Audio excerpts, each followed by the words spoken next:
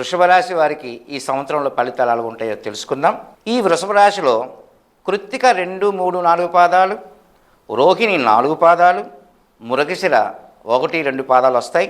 ఈ రాశి వారికి సహజంగా వీరు ఎక్కువగా కుటుంబపరంగా, ఆర్థిక పరంగా ఎక్కువగా ఆలోచిస్తుంటారు. దీనివల్ల ఎక్కువగా సఫర్ అవుతుంటారు.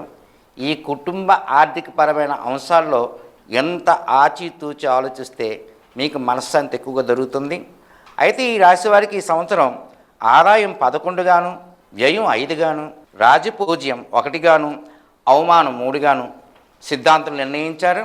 ఈ సంవత్సరం వీరికి ఎట్లా ఉంటుందంటే బిజీగా ఉన్నప్పటికీ చాలా లాభదాయకంగా ఉంటుంది. వీరు ఎలాంటి పనులు చేసినా వీరికి సక్సెస్ అనేది తప్పకుండా ఉంటుంది. ఆర్థికంగా ఈ సంవత్సరం వీరికి అనుకూలంగా ఉంటుంది. ఉద్యోగులకు శుభ ఫలితాలు వచ్చే అవకాశాలు ఉన్నాయి. కెరీర్ పరంగా మంచి డెవలప్మెంట్ కూడా ఉంటుంది. కుటుంబంలో విభేదాలు ఉన్న వారికి మంచి పరిష్కారాలు కూడా లభిస్తాయి. ఈ సంవత్సరంలో వ్యాపారస్తులు కూడా లాభాలు వచ్చే అవకాశం ఈ సంవత్సరంలో ఉంది.